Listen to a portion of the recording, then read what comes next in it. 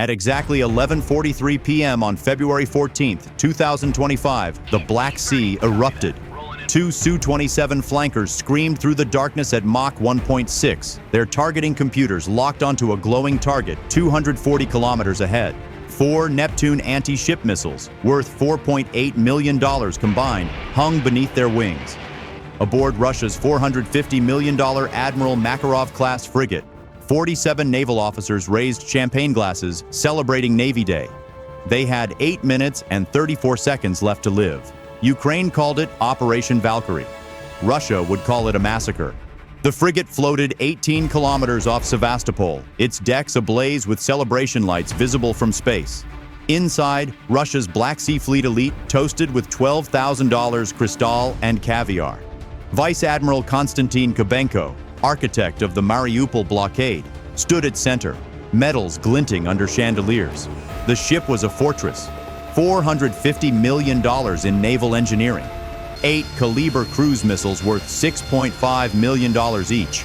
A Parliament Red Dot air defense system worth $85 million, tracking 100 targets simultaneously.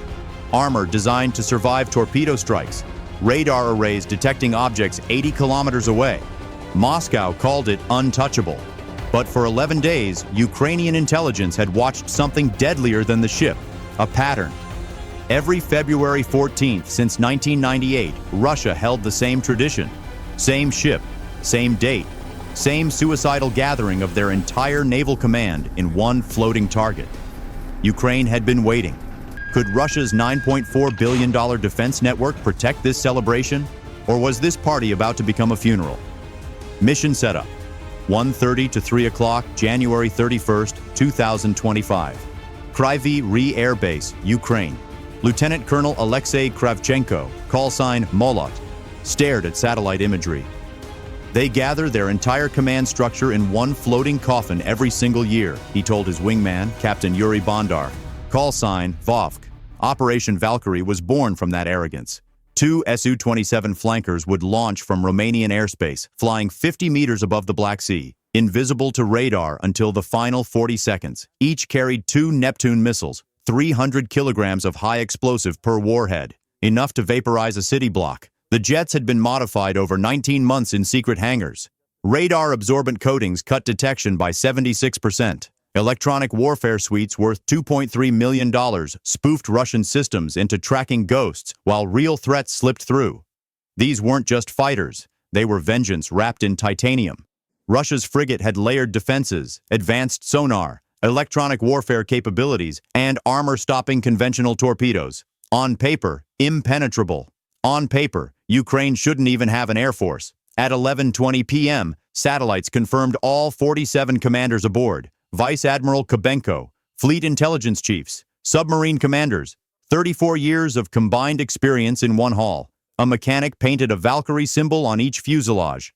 The pilots saluted. Hangar lights dimmed. Ukraine's answer had taken flight. February 14th, 10:58 p.m. Afterburners ignited over Romania before Molot and Vovk dropped to wave-skimming altitude. At 11:09 p.m., they crossed into international waters at 850 kilometers per hour, flying so low sea spray coated their windscreens. Target bearing confirmed. 23 minutes to weapons release. Behind them, a Ukrainian A-50U fed real-time intel. Exact coordinates, wind speed, patrol locations. Most critically, confirmation all 47 targets were aboard, trapped, celebrating. At 11:28 p.m., the celebration began. Speeches about naval supremacy, toasts, Tchaikovsky playing, laughter echoed across the deck. Radar operators sat half-drunk, screens showing empty patterns. No one watched the southern approaches. Why would they? Russian waters, Russian celebration, Russian invincibility. At 11:36 p.m., the Ukrainian jets climbed to 200 meters and went active. Their radars flooded the night. Aboard the frigate, alarms shrieked. Contact! Multiple fast movers bearing 270, range 240 kilometers and closing.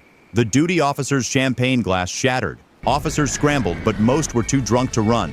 The $85 million defense system spun to life, struggling to lock onto targets moving faster than its threat parameters allowed. At 11:43 p.m. and 12 seconds, Kravchenko's thumb hovered over the trigger. Heart rate, 62 beats per minute. Steady, cold.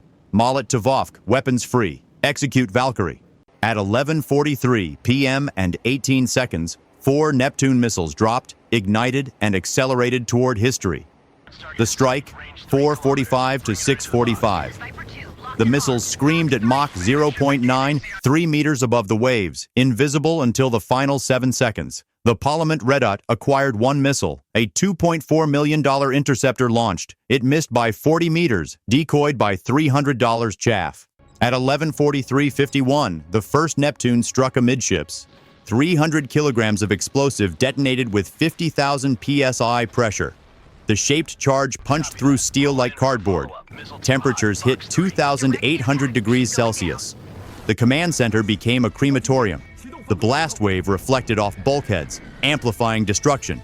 Bodies vaporized instantly. 1.3 seconds later, the second hit aft. The explosion breached the ammunition magazine. 6 secondary blasts erupted in sequence. Rolling thunder that woke civilians 18 kilometers away. Caliber propellant ignited, each explosion tearing through another compartment. The third missile struck the bridge at 11:43:53. 4 decks collapsed. $47 million in navigation equipment, communications, and computers disintegrated in a fraction of a second.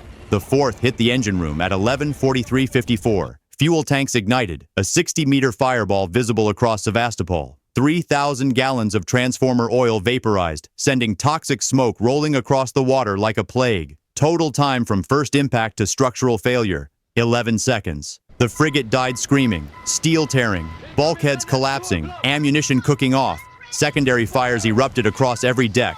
Flames consumed everything combustible. The smell of burning fuel, metal, and flesh mixed with sea salt. At 11:47 p.m., the ship rolled onto its side, keel exposed like a dying whale. At 11:52 p.m., it slipped beneath the waves, taking $450 million in hardware, 8 Caliber missiles, classified documents, and 47 irreplaceable commanders into darkness. The wreckage settled at 94 meters depth. All ordnance expended, targets destroyed, RTB. The Su-27s dove to wave-top altitude as Russian missiles launched. Too late. By 12:14 a.m., both jets landed safely. Ground crews painted 4 ship silhouettes on Kravchenko's fuselage. By 12:30 a.m., footage leaked online. 14 million views in 1 hour. Turkish drones had captured everything in 4K clarity. February 15th, 7 a.m. Moscow remained silent for 13 hours. Finally, accidental fire and technical malfunction. No mention of 47 dead commanders. No mention of Ukrainian aircraft. No mention their Black Sea command was decapitated while drinking champagne. But NATO knew. Intercepted communications. They're all gone. Everyone. The ship is gone. Western analysts calculated $450 million ship loss, $52 million munitions, destroyed $2.1 billion operational disruption, 34 years of irreplaceable experience gone in 11 seconds. Ukraine's cost? $4.8 million in missiles, $18,000 fuel, 2 pilots who would fly again. Cost to damage ratio, 1 to 528. Zelensky's address. There are no safe harbors for those who bomb our hospitals. Sevastopol is no longer beyond reach. The Black Sea remembers.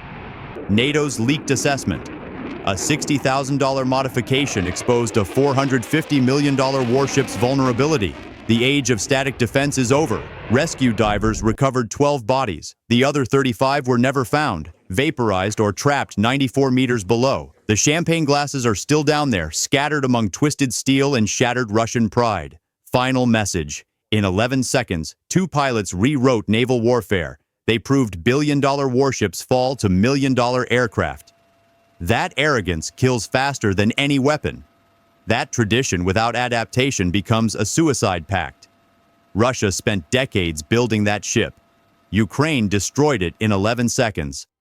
Russia trained those commanders for 34 years. Ukraine erased them in 1 mission.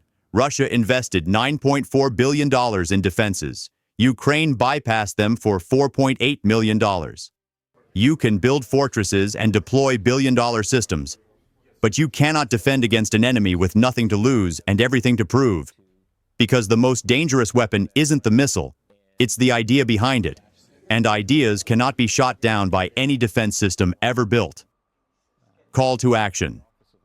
If this tactical breakdown showed you how warfare is being revolutionized, subscribe and hit the bell so you never miss the next strike analysis. Share this with anyone who thinks size determines victory, because while Russia salvages wreckage, Ukraine is already planning the next mission, and you'll want to be here when we break it down.